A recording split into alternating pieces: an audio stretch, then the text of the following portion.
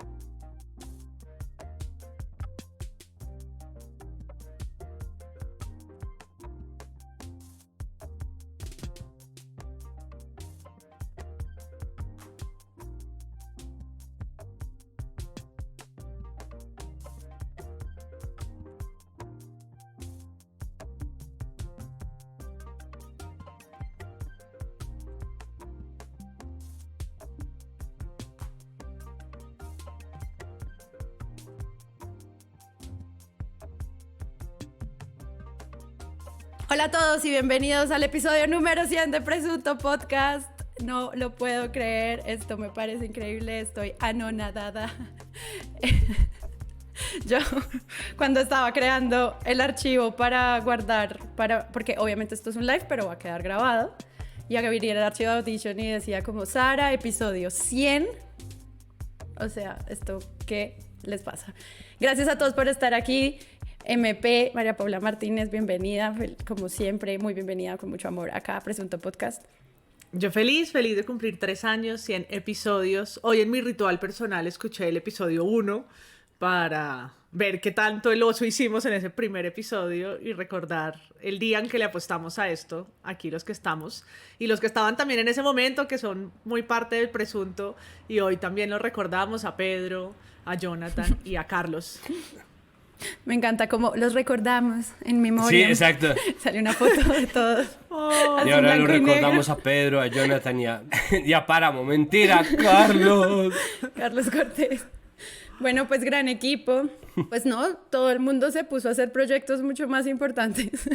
Nosotros seguimos acá fuertes, grandes y sobre todo muy felices de que ustedes nos acompañen. Dejen todos sus... Aprovechen que están en vivo para que nos dejen preguntas también y opinen. Entonces, gracias también a los Patreons y a todas las personas que apoyan este proyecto. Les voy a pedir un favor. Cojan el link de YouTube y mándenselo a todo el mundo. Entonces, mientras llega la gente, les voy a empezar a mostrar nuestro primer titulastre del día, también seleccionado por la audiencia. ¡Oh, el perrito podcaster! Sí, o sea, hay que aprovechar que estamos en vivo porque en video se pueden ver estas cosas maravillosas. Si ustedes no la habían visto, pues lamentamos presentarle esta portada de semana. ¿Qué opina María Paula Martínez? Yo siento que a veces nos toca hacer un esfuerzo por narrar las imágenes, porque estamos en un podcast. Aquí en el vivo, entonces habría sido difícil poder contarles al que nunca hubiese visto esta portada lo que había, ¿no? Como una selfie, como con crema, asumimos que es de afeitar o batida, no sé muy bien de qué es lo que tiene echado en la cara, y está recostada, es una selfie de Monsalve que Semana decide poner como ilustración de un reportaje nutrido y multiformato, central de su revista de la semana pasada. Y para pasarle la palabra a Santiago, yo en Twitter ya había dicho como, no sé si el problema es que solo sea esta, podríamos decir que la foto elegida como la selfie de la cárcel con ese gesto tan desagradable es cuestionable, pero sobre todo es el lugar y el papel que está jugando la revista Semana, siendo la única de circulación nacional, ¿no? Como, ¿qué está saliendo por ahí? ¿Cuál es su agenda? Estamos, claro, González agenda, las vacunas son agenda, la reforma tributaria es agenda, ¿no? Estamos ante tanta cosa, pero ¿qué papel está jugando Semana eligiendo? Y nada es gratuito, por supuesto, y aquí lo hemos dicho mucho, y va a aparecer a Semana y hemos hablado de propiedad, pero ¿qué impacto tiene que sea esta y sea esa la imagen y el reportaje que eligen como historia central? A ver, el asunto con Semana es, y bueno, a riesgo de estarles dando ideas, que en cuanto adoptaron una agenda, en cuanto decidieron ser el Fox News colombiano, uno pensaría que la estrategia a seguir iba a ser utilizar las mismas herramientas de construcción del discurso que están enmarcadas en la idea de, y esto en gigantescas comillas, lo correcto. Es decir, dentro de unos parámetros de conversación básicos sobre cómo se trata la información, cómo aborda uno y cómo enfoca uno, incluso estando de acuerdo en desacuerdo, en favor de unos, en favor de otros. Pero en este caso Semana ya suelta por completo ese pudor y se va de frente no solamente con el discurso, sino también con las maneras a las que acude el uribismo. Y esto pues es una cosa que nosotros hemos visto dentro de las estrategias de comunicación del gobierno muchas veces, del gobierno y de los gobiernos uribistas. Entonces que matan, no, que aparecen o sea, se descubren los falsos positivos, bueno, las ejecuciones extrajudiciales, o como es su nombre correcto, que es tan largo que por eso es que la gente termina utilizando eufemismos horribles, que es bajas erróneamente presentadas, ilegítimamente presentadas como muertes en combate. Bah.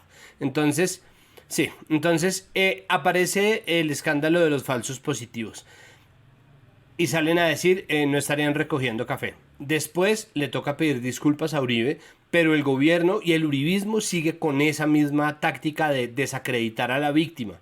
Matan a Dylan Cruz, era un vándalo. Casi desaparece una persona, quién sabe qué estaría haciendo. Es decir, esa técnica que es tan habitual desde las instituciones, que es horrible decirlo, pero las instituciones no tienen una responsabilidad como periodistas. Y Semana adopta esas mismas técnicas y se vuelve la revista ad hominem, ¿no? Entonces hace un fascículo con una mega investigación para decir que tal o cual persona es mala, ¿no? Que es lo mismo cuando mataron a toda esta gente en la masacre del 9 de septiembre en Bogotá, pues había que recordarle a las personas que, pues hombre, a la gente culpable no se la puede matar tampoco. Es decir, en Colombia no existe ni la pena de muerte, ni existen los policías jueces, nosotros no hemos llegado, todavía no hemos llegado a ese punto. Entonces, pretender que una persona porque sea mala, digamos que esa crema no es crema sino perico, que no me parece porque el perico es carísimo, que se haya echado talcos que también son caros, exacto, que esté untado de pastillaje, no sé, es decir, cualquier cosa que esté utilizando desde crema Pond's hasta cal y la selfie que lo desacredita, a final de cuentas están montadas sobre un cimiento completamente vacío, un cimiento endeble, porque la idea de hacer un ad hominem simplemente para probar que el testigo estrella en un caso es una mala persona, no es de ninguna manera ni un argumento en su contra, ¿no? ni desacredita su testimonio, y tampoco serviría en una corte, ni es competencia de Semana utilizarlo como si estuviéramos en una corte. Es decir, el jurado nunca va a decir, señores, mi defendido está defendiéndose contra esta persona.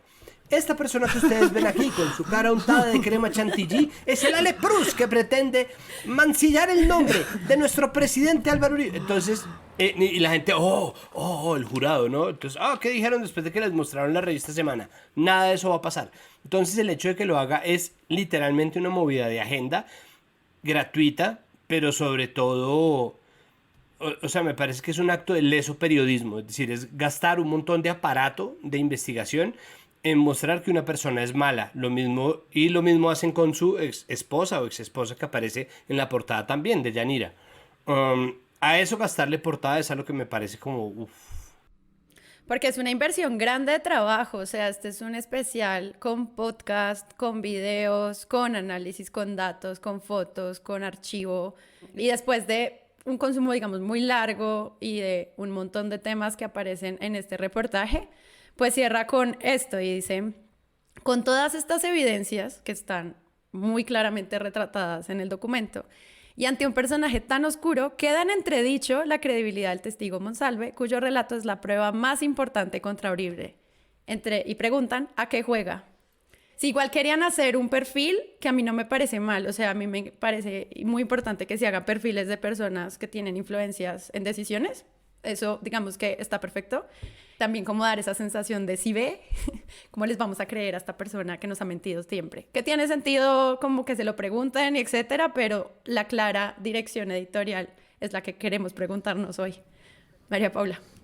Y no, como los 2 capítulos antes de este, ¿no? Quedan disipadas todas las dudas.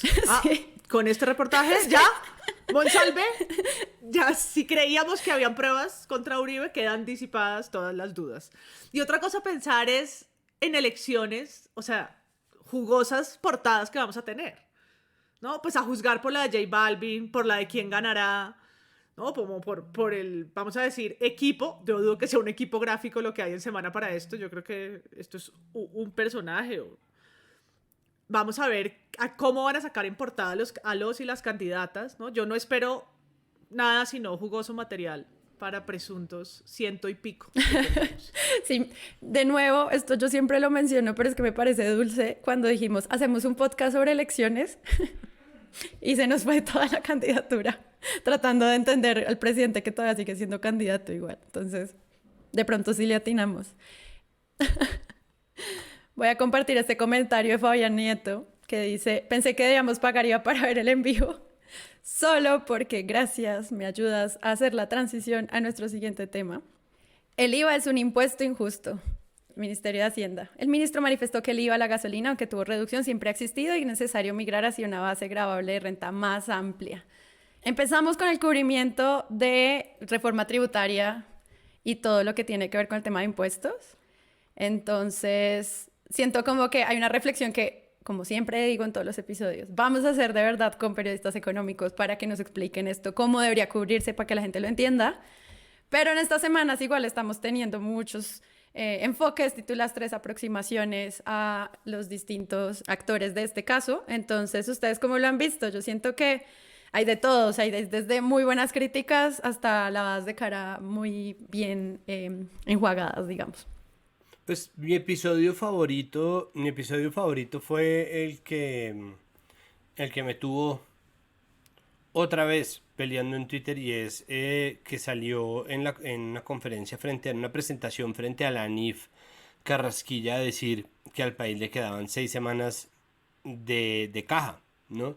De nuevo, una cosa que nos está pasando mucho y que está ocurriendo mucho también por lo que está tan claro que medios son abiertamente gobiernistas en este país, es que las comunicaciones oficiales se mezclan muy a menudo con las comunicaciones de los medios y uno ya no sabe muy bien por dónde, qué fue qué y quién dijo qué, pero en este caso específico, en la presentación que estaba haciendo frente a la NIF, el ministro de Hacienda dice como, bueno, yo ante la urgencia de tener una política social de transformación tributaria fiscal, solo quiero decirles y quiero que guarden este dato en la cabeza, y es: al país le quedan 6 semanas de caja. Entonces, 6 semanas de caja, ¿qué quiere decir?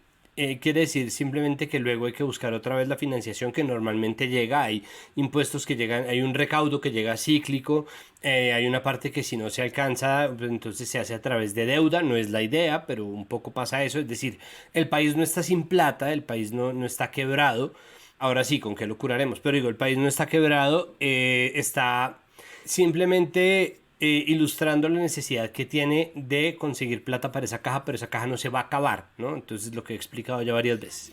Cuando Carrasquilla habla de la caja, se refiere a cuánta plata tiene el gobierno nacional en sus cuentas para gastar. Esa caja se llena con los impuestos de los colombianos, con plata que pide prestada o con algo que se llama ingresos de capital.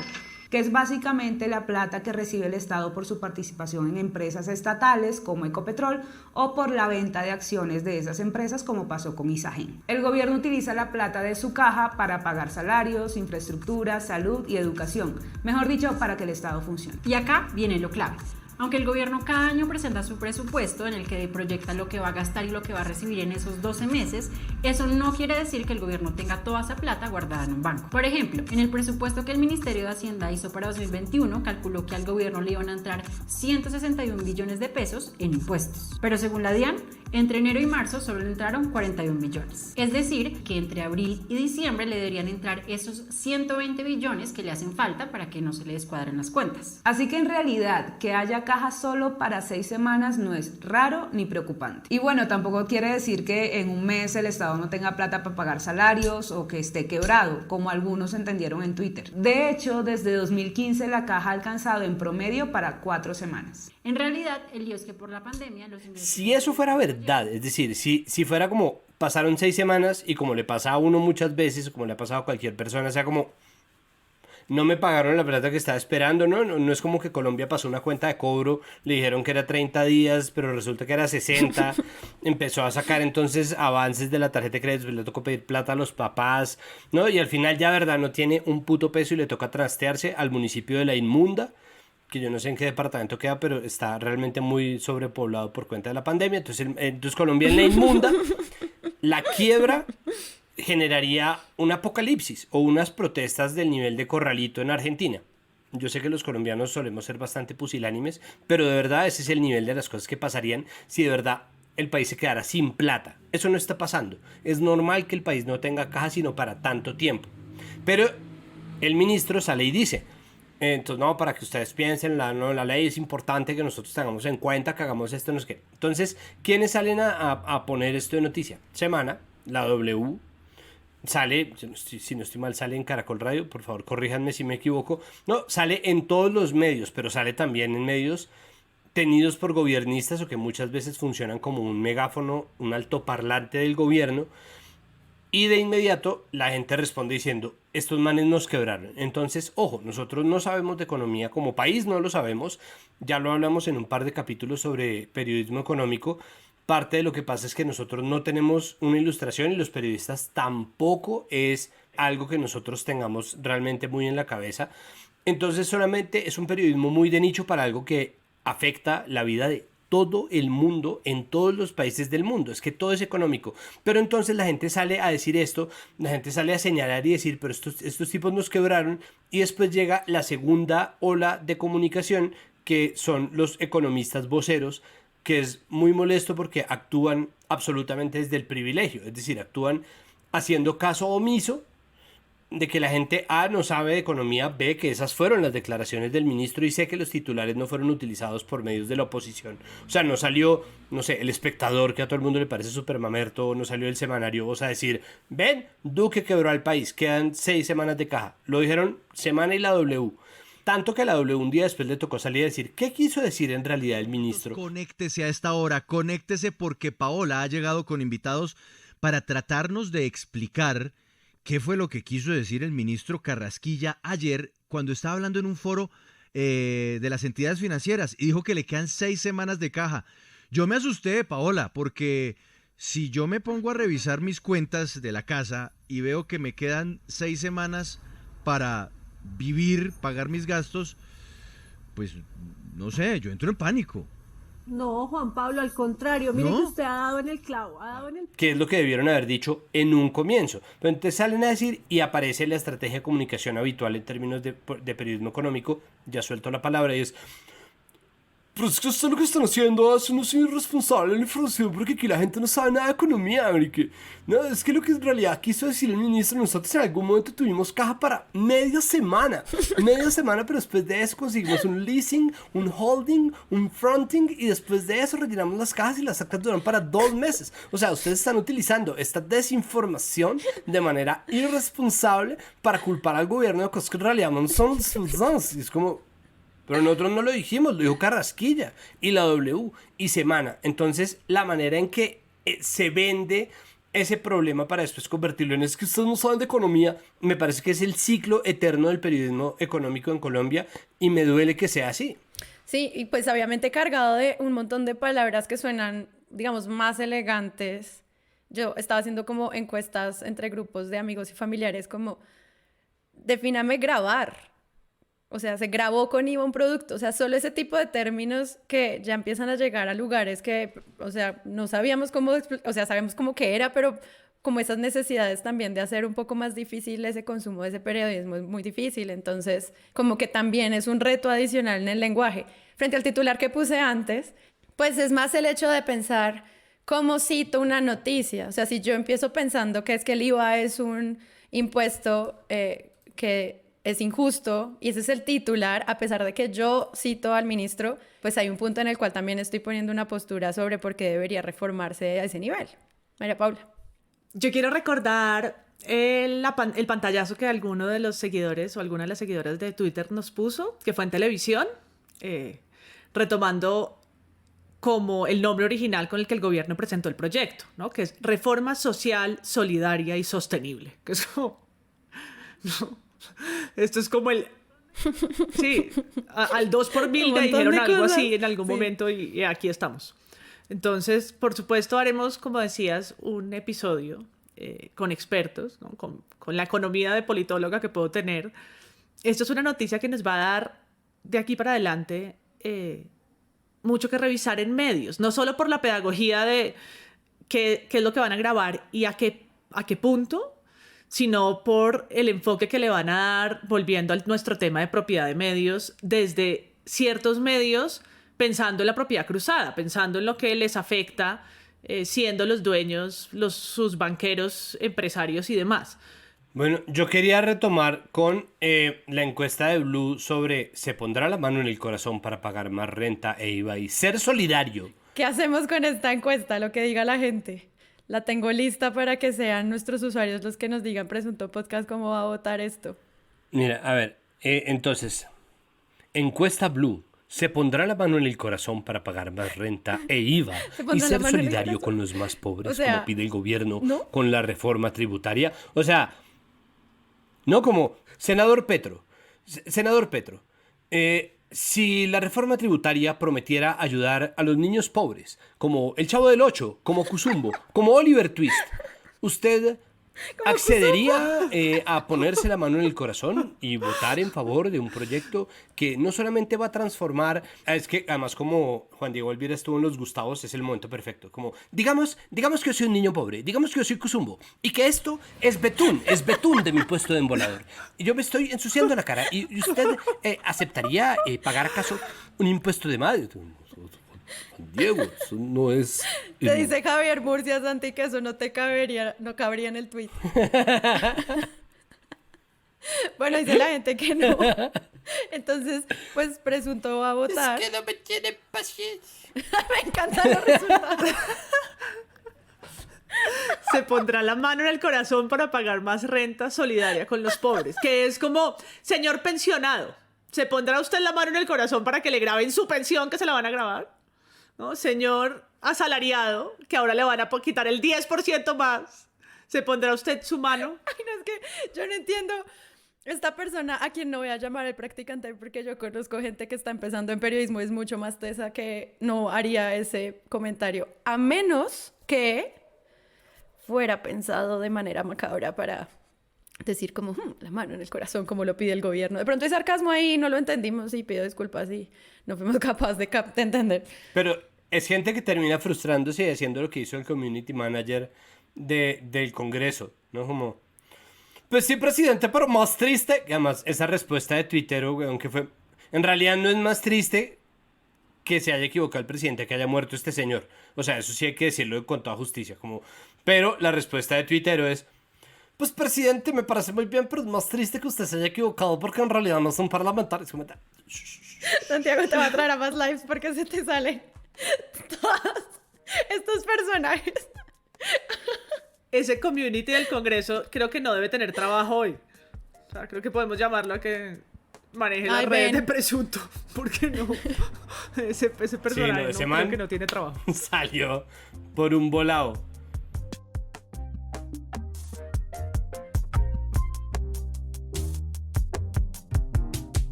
Dice Semana, Duque, si en el pasado se hicieron reformas para financiar el desarme, ¿cómo no se va a hacer ahora por los pobres? Me encantan las fotos de Duque que ponen en Semana. Marica, o sea, porque si no es la ilustración en la que sale manga o la foto en la que sale lindo, como Bueno, define lindo, pero pues todos tenemos un ángulo en el que nos vemos menos peor. Entonces, Hace poco le hicieron unas fotos para el país de España, Camilo Rosso, y el man se veía espectacular. se veía lindo. Para el país, Lindo, sí. lindo. O sea, si al man le Sí. toca sacar Tinder, le toca llamar a Camilo. Si Camilo Rosso nos está escuchando, gran fotógrafo colombiano del diario No El me, País. no me compete, no me importa, no es noticia, simplemente tendría que llamar a Camilo. Pero sí, pues el de año de aprendizaje, que es como... Pero hay una versión Semana dibujada que es paila. O sea, la de Timonazo, esa era terrible. Todo manga, como si fuera Fabio, como si fuera una portada de novela romántica, todo... Ya sé. ¡Timonazo! ¡Ah! ¡Con el timón! ¡Como un macho! Sí. ¡Qué horror! De nuevo, es como... Estas no pueden ser las declaraciones sobre reforma tributaria, porque al mismo tiempo Semana, o sea, hay que decirlo, hizo buenos cubrimientos sobre qué está pasando con el tema de reforma tributaria, o sea, como qué es lo poco que se ha contado, hacen un balance, pero al mismo tiempo yo veo que este trabajo obviamente se oculta cuando solamente transmite ruedas de prensa al presidente.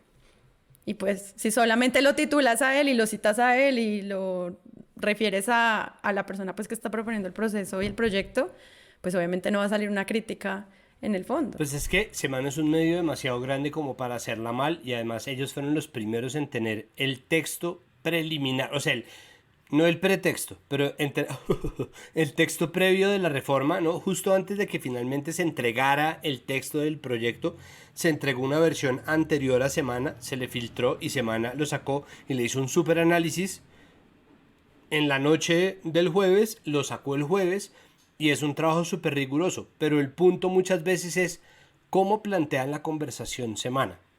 Y ahí está, porque de verdad hizo un buen trabajo de análisis. Uno puede estar de acuerdo, puede no estar de acuerdo, puede parecerle un horror, pero lo que ellos hicieron desglosando la reforma era exactamente lo que tenían que hacer. Está bien. Después lo hizo Cuestión Pública, que cogió y se lo bajó rápidamente, leyó, hizo todo lo que tenía que hacer. Está bien.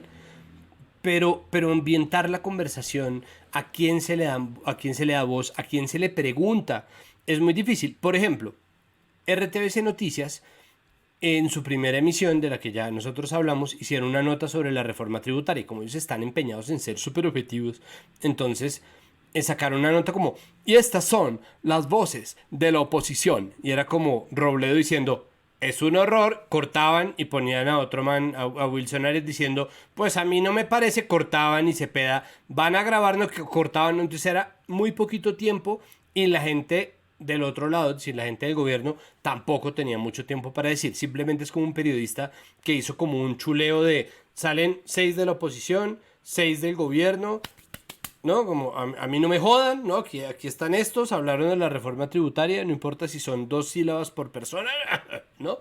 Como, chao. Entonces, ese miedo que le tenemos a hablar de economía tampoco es gratuito porque como no sabemos de economía, entonces repetimos una y otra vez como no, pues aquí está, la gente está como en desacuerdo y parece que hay llevo para estas cosas, pero hay unos conceptos básicos, progresividad, ¿no? La justicia tributaria tiene una serie de parámetros, es importante saber de esas cosas, es fundamental, pero nosotros no nos empeñamos tanto en hacerlo y ahí creo que es donde falla Semana con respecto al periodismo económico, porque si ellos tienen dinero, ¿no? Eso se fusionó con Semana, el contenido de dinero, pues es mucha gente haciendo periodismo económico, pucha, cuidadito con esa maquinaria, no hacen un trabajo serio. Sí, no, y por eso lo que vamos a hacer es, siguiente episodio, yo creo que el 101, si no es el de glifosato. Será el de reforma. Es que este país no para.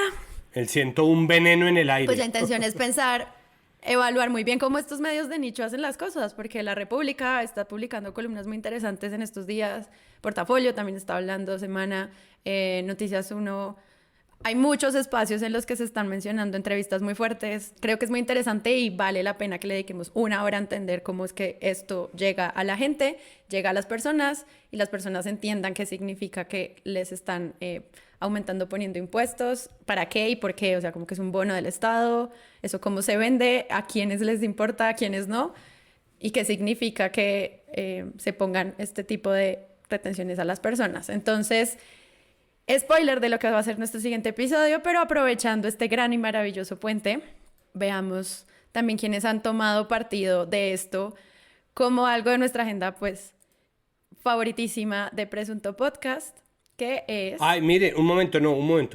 Me hacen un comentario, es que eso es la maravilla del en vivo. En realidad la fusión lo que hizo fue quitarle los periodistas a dinero. Es triste, los pusieron a escribir del horóscopo y dejaron solo como 1 o 2 ahí. Pues es que son todos, pero en realidad ninguno porque le asignan temas de semana y no les queda tiempo. Muchísimas gracias. Ya me dirás tú si puedo revelar mi fuente. Bueno, en fin, muchísimas gracias de verdad. Como te digo, Julio Sánchez, con sus fuentes. Alberto, una fuente. Bueno, ¿quiénes están hablando de reforma tributaria también? Y esto cómo nos lleva a nuestro tema favorito, que son las elecciones. Entonces, presidente Duque habló con Tomás Uribe sobre la reforma tributaria, el hijo del expresidente Uribe, que todavía, digamos, en el Chapo no tiene nombre. Le manifestó a la bancada del Centro Democrático del Gobierno, pidió canalizar opiniones y propuestas de manera constructiva y coordinada. Este personaje. Pues yo creo que hablando de fotografías hay que ir a tomarle, primero que todo, a Tomás Uribe unas nuevas fotos, porque estas fotos era como cuando era estudiante. Pero además tiene cara de psicópata, con perdón, es decir, yo sí, quiero aclarar porque como vivimos en la era de Twitter en donde todo es malinterpretado deliberadamente en nombre de la polarización, no estoy diciendo que sea un psicópata, no todavía, estoy diciendo que tiene cara de psicópata. Y esa foto es como... No, Campo Elías presidente, auxilio. Le tiene las manos atrapadas. Claro, si sonríe como el papá, que se quede con esa foto. Pero de resto. No, yo creo que tiene que decir el hijo de Uribe, porque además era como el que, o sea, la puja de las elecciones, y lo decíamos ya hace 3 años, cuando arrancó Presunto, era el candidato de Uribe, el que diga Uribe, va a ganar el que diga Uribe o no, esa es la encuesta de semana, entonces pues sí toca ponerlo en función de Uribe, el candidato de Uribe, y ahora el candidato hijo, o sea, el candidato presidente, el candidato hijo, el presidente hijo, todo mal, cualquiera de estos. Y esta en particular, cuando la vi en RCN dije, no, o sea, Dios y patria, esto es en verdad esa imagen que si la pongo por buscador no doy con ella, ¿no? Como podría yo encontrar al hijo de Uribe con un Cristo atrás y un militar, ¿será posible? Tan. ¿Sí? Y la mano. Sí. Sí, faltó que estuviera acá para diseño de ser personaje. el eslogan de la campaña, o sea, como ya, la imagen de campaña, ya, solamente saquen la silueta para tener la nueva versión del corazón, ¿cómo es? A mano firme del corazón grande. Me parece muy interesante estos cubrimientos, como pues sale una reforma tributaria, lo que decía Santiago, que obviamente pues nos tiene como a todos, pero pues no estaba como en la oposición, sino que de repente aparece el uribismo como en rebelión, tras rebelión del uribismo, pues como este actor que interpela a la presidencia sobre este tema de la reforma tributaria. Entonces siento como que también hay una creación de personajes sobre el papel del Centro Democrático en esto. Pues el primero que lo trajo a candidato fue Macías, ¿no? Ernesto Macías notifica que será Tomás Uribe, tienes las credenciales para ser candidato. ¿Qué? No, Macías no lo dice. Y ahora lo están inflando. Pues es que lo están inflando duro y creo que finalmente esto es a donde todo empieza a echar hacia allá, porque es que parte de las razones por las cuales ha sido tan difícil pasar una reforma tributaria es porque nosotros estamos a punto de empezar año electoral. Estamos ahí, o sea, estamos al caer del año electoral. Entonces empiezan a hacer eso y empieza a aparecer, ¿no? Entonces lo primero, y eso lo documentó Carlos en la mesa de centro, él decía en Semana en Vivo que él no quería ser candidato y la respuesta de Vicky y de Jairo y de todos era: me encanta, dice que no quiere ser candidato como un candidato presidencial. ¿No le parece, Jairo? Pues sí, Vicky, la verdad es que sí parece un candidato presidencial. Pero pues hay que ver si en realidad se lanza. ¿O usted qué dice, Tomás? Pues yo la verdad no pensaba en lanzarme todavía. Yo no sabía querer. Entonces me parece que él murmulla como un candidato. Me encanta. En vivo, en semana. Ninguna opinión, solo hechos, solo datos. Y estamos con el candidato presidencial Tomás Uribe, del Centro Democrático. Tomás, ¿por qué se lanzó a candidato? Pues Vicky, no, pues ahí humildemente, la verdad es que yo no me lanzaba a candidato, pero ¿qué porte de candidato que te verdad, Jairo? Pues sí, pero la verdad, no, entonces, pues era, ¿no? Este círculo vicioso como de... pero que les está diciendo que no. Y pues obviamente hay un punto en donde ya no es que no lo están oyendo, simplemente es que de verdad quieren que sea candidato. Y lo mismo pasó en la W mucho después. Exacto. Entonces luego sale en la W, entonces como, Alberto, ¿qué me dice si yo le digo que le tengo un candidato presidencial? Pues Julio, tendríamos que saber quién es, porque si es el señor Petro, yo no quiero saber nada de ese señor. No, le estoy hablando de un tipo preclaro, industrial, exitosísimo, un negociante, que tiene todo para gobernar este país, pero que todavía no se ha decidido, pero yo creo que sí, está con nosotros Tomás Uribe. Pues Julio, muchas gracias, yo no soy candidato todavía, pero sí quisiera decir que con respecto a la tributaria, es decir... empieza otra vez la misma conversación y entonces Alberto Casas, que en medio de todo es un tipo aterrizado, es como ¿qué? O sea, como ¿por qué? No, ¿por qué le están diciendo que este es un candidato y bla bla bla? Bueno, el caso es que él nunca ha dicho, pero al mismo tiempo sigue saliendo, ¿no? Sigue dando declaraciones. Si él no quisiera ser candidato, entonces pues no estaría saliendo tanto en medios.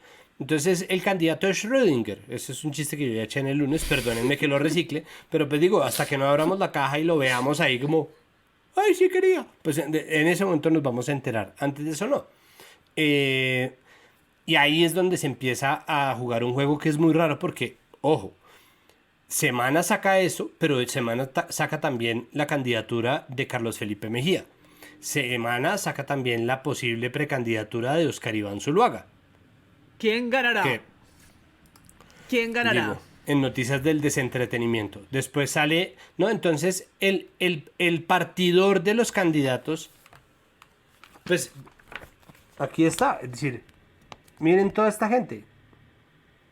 Es que sale un poco de gente, ¿no? Y sin contar los 700 del Verde. Entonces está, bueno, obviamente Petro, Fajardo, Federico, Char, Peñalosa, Marta Lucía, Álvaro Uribe y Tomás Uribe, obviamente, porque Tomás Uribe necesita acudiente. Juan Carlos Pinzón. Juan Carlos Pinzón, que es el que sale en el debate con Vicky Dávila y Matador. César Gaviria. Pues a ver a quién traicionan estas. Jorge Enrique Robledo, Juan Manuel Galán, Juan Carlos Echeverry, Simón Gaviria y Alejandro Gaviria, que ese es otro gran candidato de Schrödinger, pero yo creo que ese sí dijo que no y que no, ¿no? Es decir... No, y pues que no salgan, en este momento ya se había anunciado la candidatura de Francia Márquez, por ejemplo, y no sale ahí tampoco. Bueno, y también es un estudio que ellos contrataron, ¿no? Para las candidaturas y los nombres. Que un usuario nos mostró que salía el 23% lo ganaba Petro, el 12% Fajardo, intención de voto, 9% Marta Lucía, y entonces como alguien se preguntó, venga, entre ese 23 y ese 12 hay como periodismo de datos, entonces... Están como cerca. Como, esto es como algo que nos mandó uno de nuestros usuarios y nos decía como, yo creo que acá le falta algo de periodismo de datos, un poquito, simplemente en Paint se puede hacer un balance un poco más acertado sobre los resultados de su misma encuesta, porque fue una encuesta que pues ellos anunciaron. ¿Sí? De visualización, pues además no hay que ser brillante, ¿no? Casi la mitad, no hay que dividir una cifra, ¿no? Como en miles de millones, exacto. 23 y 12, no está tan difícil. Pero, no, y que entre Galán y Pico también. O sea, el 6 al 5, sí es como... Pasa un segundito atrás, porque es como ese fuerte de Fajardo, en verdad, no. O sea, yo no entiendo por qué las noticias de que Fajardo apunta fuerte si está a menos de la mitad del primero según su propia encuesta. Y el titular era como Fajardo repunta. No es tan cierto. Es que el cuento que está vendiendo Semana, que fue exactamente lo que se suponía que iba a pasar en 2018 y pasó. Y que ahí pregunta Carlos Quimbay en los comentarios si existe alguna encuesta fiable. No lo sabemos. ¿Por qué? Porque nosotros tenemos muchos ingredientes distintos que están confluyendo en la manera en que se teje la narrativa de las elecciones. Entonces, hace 3 años, cuando nosotros empezamos y estábamos hablando de esto, había un aparato de medios gigante, empezando por Semana, que estaba vendiendo al candidato del gobierno, que era Vargas Lleras. Alex Jones. Ah, Vargas Lleras. En ese momento, no, Vargas Lleras, pero Vargas Lleras full, es decir, Vargas Lleras era, yo me acuerdo de Darío Arizmendi lamentándose, haciendo una letanía rarísima cuando terminó la primera vuelta en 2018, pierde Vargas Lleras quemadísimo, ¿no? Queda detrás de Fajardo y de Petro, que se llevaron un montón de votos por encima, él sacó con 1.200.000 votos, y nadie se lo esperaba simplemente porque Semana se dedicó a darle vida a Vargas Lleras. Caracol Radio tenía una voz de Vargas Lleras todos los días, que ahí sigue, en la mesa de la mañana, ¿no? Como, no todo el tiempo, cualquiera que hablara, como fuera Duque o fuera, no, entonces decía no, y el candidato Duque entonces estuvo en Montería, que es donde no estuvo el señor Vargas Lleras. Es como, ¿qué nos importa? Pinedita. Bueno, pero entonces yo no me acuerdo cómo se llama, pero el man, entonces era la voz del vargasyerismo, y empezaron y le dieron y obviamente, de nuevo, ahí uno no sabe en realidad cuánto tenía, pero uno llega a las elecciones, saca este resultado que saca y es como, entonces era mentira, ¿no? Hoy no nos es posible. Candidata, ¿qué pasó con los 4,5 millones de firmas con las que usted inscribió su movimiento? Pues ¿qué pasó? Que no nos acompañaron finalmente. ¿Qué más quiere que... Semana mintió, dijo que era Vargas y no era verdad.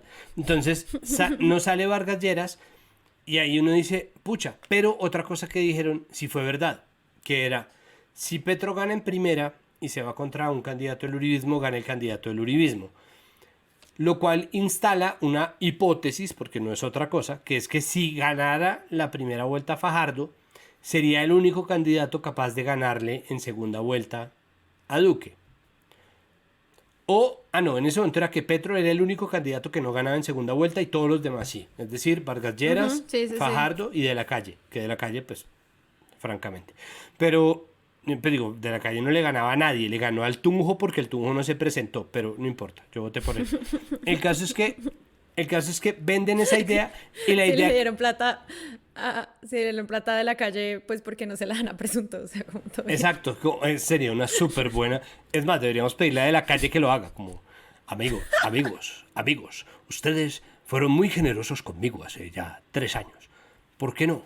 Entonces, sacan, y lo que está haciendo Semana es sacar exactamente el mismo cuento ahora, y es, gana Petro en primera, pero si pasaran a segunda, el único que ganaría sería Sergio Fajardo, razón por la cual entonces hay una fracción de la opinión pública que está diciendo, claro, lo que están haciendo es hacerle el juego al uribismo disfrazado de fajardismo, que en este punto, pucha, es casi hasta verdad, pues, porque uno, en fin, el caso es que empiezan a mezclarse todas entre teorías de conspiración, las encuestas, las gráficas mal hechas, las narrativas inventadas. Hay medios que le están haciendo efectivamente primeros auxilios a Vargas Lleras, están ahí como... a ver si se para, ¿no? A ver si Lázaro se levanta y anda, entonces complicado. Y ahí viene la cosa, o sea, como bien lo dijo Carlos hace muchos capítulos, como en el segundo capítulo, a los paranoicos también los persiguen. Entonces el petrismo tiene todas las teorías de, claro, todos contra Petro, pero después va uno y ve y... Santiago es un podcast también. Un poco sí, y Semana, que tiene tan grande presencia... Interpreten ese silencio como quieran. Pues, digo, estoy alzando la mano, es un silencio como de... espéreme, loco. Pues ya uno... pues de pronto hasta sí, pero la mayoría de los titulares pues son de Blue y de Semana, básicamente. No, y el de muerte política a Petro, esos que vendrán, es decir, ese de muerte política y todas las fotos y titulares que vamos a empezar a coleccionar, en los que va a salir Petro al lado de la foto de Maduro, al lado de la foto de Chávez, al lado de la foto al lado del titular, perdón, de Venezuela y el castrochavismo y Petro. Vamos a entrar en seguidilla de esas. Son, mira, son esos titulares del deseo, ¿no? Como muerte política para Petro, como hay que ponerle los signos de interrogación, pero son titulares con eso atrás que aparecen, por supuesto, en ciertos medios y en otros no es la manera en que los cubren algunos. Y aquí, pues, es Federico Gutiérrez diciendo que Petro, Chávez y Maduro son lo mismo, pero me encanta porque ponen las 4 fotos, que es como, Tú también.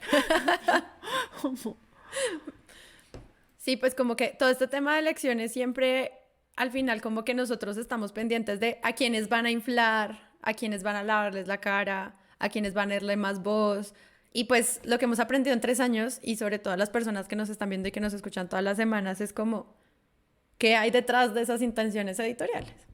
Y creo que ya pues la gente cuando menciona las encuestas como con otro tipo de perspectiva o cuando mencionan los resultados de este tipo de análisis, pues ya empiezan a pensar cuáles son los intereses y los poderes que hay detrás de todo esto. Y creo que también los cambios políticos y democráticos han ayudado un montón a que desde el periodismo como usuarios estemos un poquito más pendientes de cada una de estas como movidas de la política, que antes se daba muy por sentado, pero ahora es más difícil como creerle a estas mesas de análisis, incluidos nosotros, sobre lo que puede pasar o no con las elecciones y cuál es el papel que le van a dar, por ejemplo, a todo el tema de Francia Márquez y Ángela María Robledo, también con que Petro las mencione o no. O sea, como que siento que es una perspectiva y una aproximación adicional que hay que tener en cuenta. Yo creo que ese va a ser el reto como discursivo, narrativo. La vez pasada nosotros cubrimos no solamente imágenes, las mismas campañas, la manera como enuncian las cosas, las preguntas sobre aborto, lo que hacía Eva sin, ¿cómo era que se llamaba?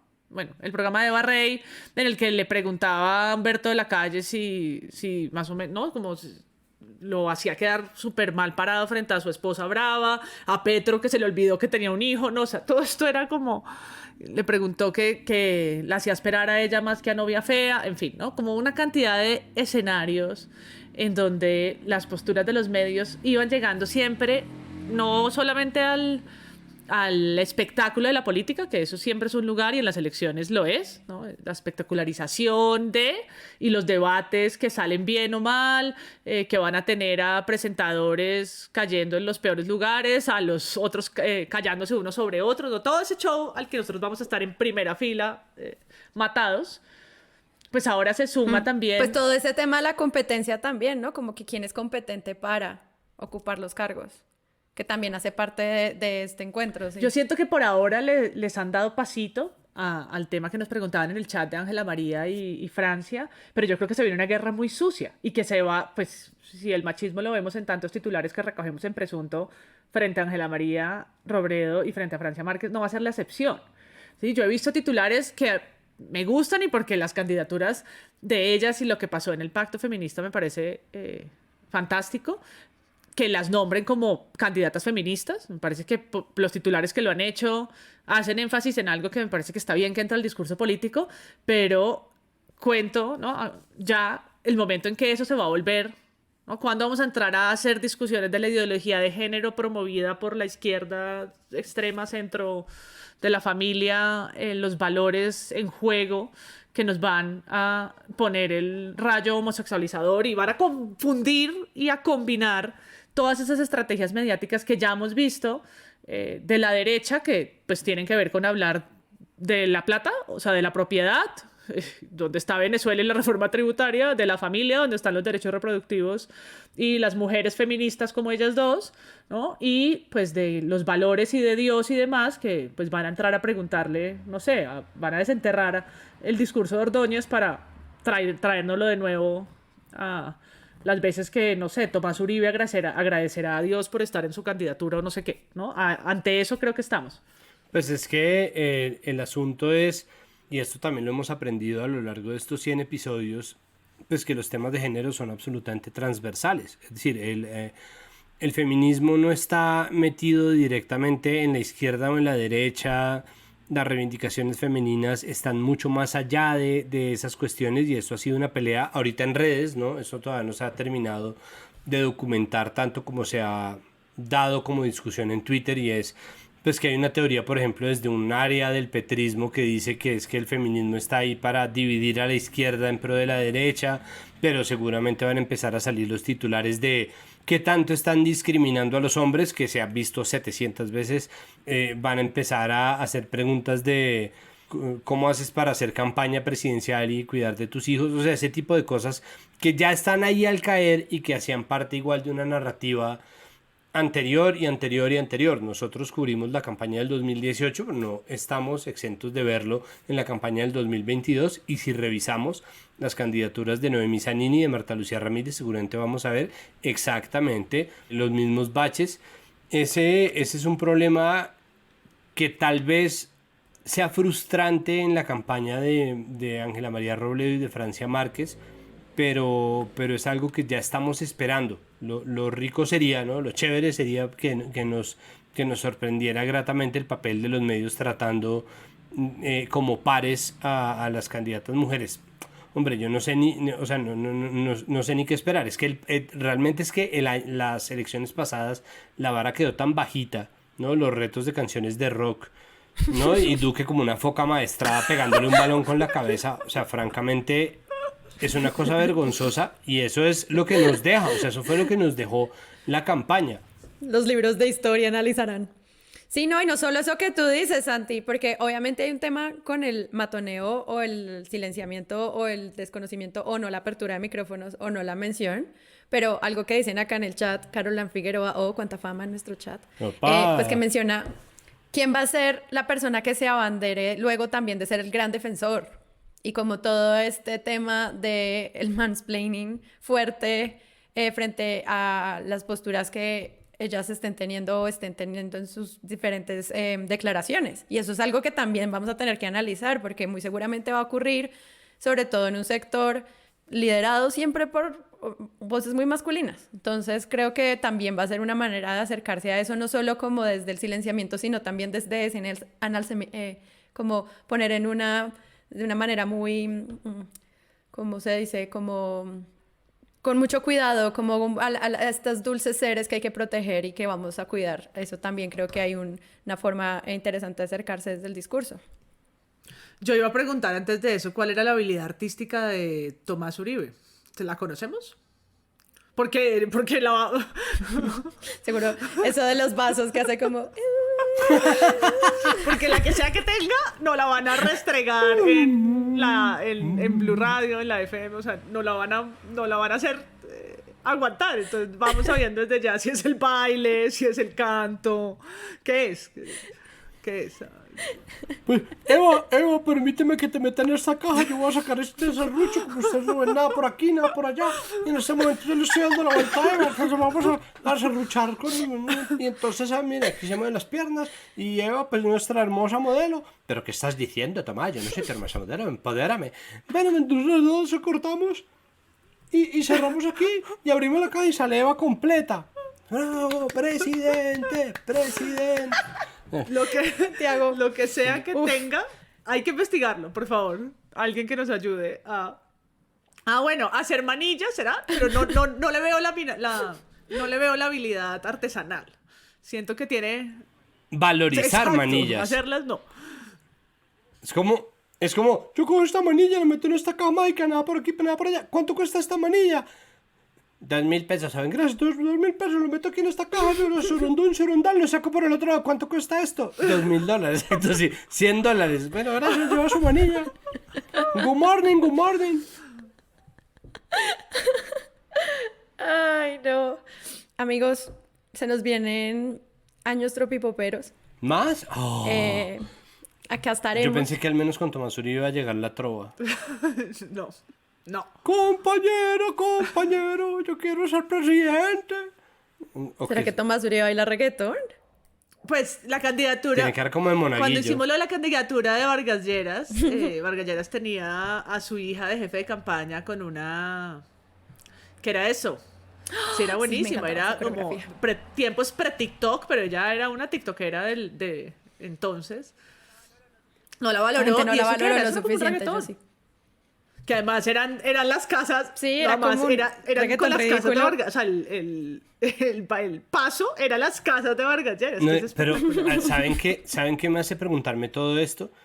Lo único que nosotros tenemos de Fajardo, es decir, a mí Fajardo me parece absolutamente fatal, pero sino además porque es un tipo indolente que lo único que hace son esos borraquitos idiotas como de la confianza, flecha, la decencia, flecha, buen gobierno, flecha, transparencia.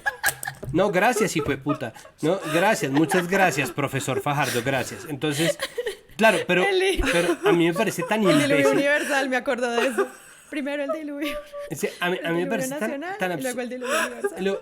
bueno, pero eso fue Luis Pérez. Entonces, bueno, o sea, es de un nivel de ridiculez y de estupidez que uno dice, o sea, este man ni suena ni truena.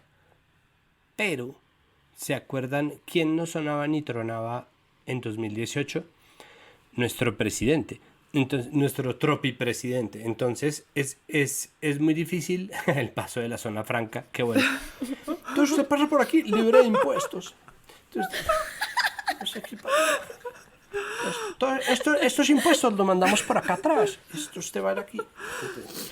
Pero entonces, Fajardo, ¿será que los petristas tienen razón? ¿Será que los petrols tienen razón y efectivamente los petrols, los Paw Patrols tienen razón y lo que está pasando es que están montando toda una campaña para que el que menos suene, o sea, el más babascaidas de todos, que es Fajardo, termine de presidente? Porque es que de verdad, no, es que desde todos los esquemas de ese man, la foto de los platos, el nivel de ridiculez que maneja, es como, pero no, qué cosa tan exasperante. Y sin embargo, es el único que de verdad se mantiene libre de todo extremismo, libre de todo filo, libre de cualquier cosa. Es que hasta Oscar Iván que parece una rodilla. ¿Ustedes se han ganado alguna vez un rodillazo?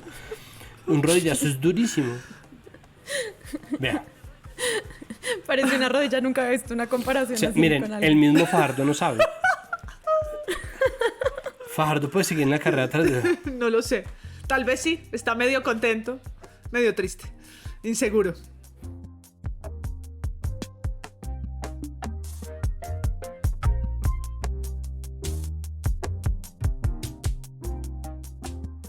Gracias a ustedes por estar con nosotros en la grabación de nuestro episodio número 100. Les estamos auspiciando que sigue. Vamos a hablar de glifosato, vamos a hablar de reforma tributaria, como su nombre debería ser, esta. Pues, y vamos a continuar también trayendo más periodistas a que nos cuenten cómo hacen su trabajo. Vamos a seguir invitando personas, vamos a seguir creciendo. Y eso solo gracias a ustedes, a todas las personas que nos escuchan y que se toman el trabajo dificilísimo que yo sé que es compartir luego en redes sociales. O sea, que ustedes hagan eso es como un regalo diario. Y yo quiero pues darle las gracias por eso, porque sé que cuando uno recomienda algo es porque lo quiere. Entonces, a ustedes, en serio, por estar acá. Gracias, Santiago Rivas. Muchísimas gracias. Ha sido un honor pasar estos 3 años con ustedes y estos 100 capítulos. Y ahí sí, que lo siga cumpliendo. Hasta el episodio que les vuelva 200. A cumplir. María Paula Martín. No, yo feliz de celebrar. Obviamente me uno a los agradecimientos porque acá en Spotify, todas las plataformas y en Twitter, pues vivimos como de lo que ustedes nos dan también y es muy chévere ver crecer esa comunidad. Obviamente a los Patreons que permiten, a pesar de que yo no prenda mi micrófono y no lo use, que podamos editar y grabar y todas esas cosas. Entonces, pues, no, gracias a ustedes y hasta la próxima. Voy a dejar que mi audio quede ahí y me voy a quedar y nos quedamos un rato más, ya sabiendo que el podcast terminó, pero el live sigue. Entonces, pues nada, salud Santiago por todo, son geniales, he aprendido mucho con ustedes. Salud, muchas gracias. Ojalá duremos hasta la candidatura de Jerónimo. De los pocos que los diferencia, Santiago Rivas. Salud. ¿Cómo diferencia usted?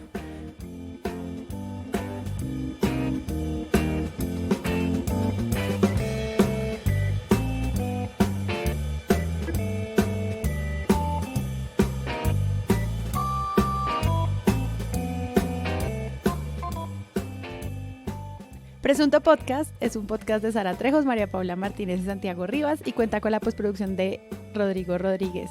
Agradecemos infinitamente a todas las personas que participaron con sus preguntas en este encuentro, a la comunidad que nos acompaña y a todas las personas que creen que el podcast es una buena manera de narrar y que comparte estos episodios. Yo soy Sara Trejos.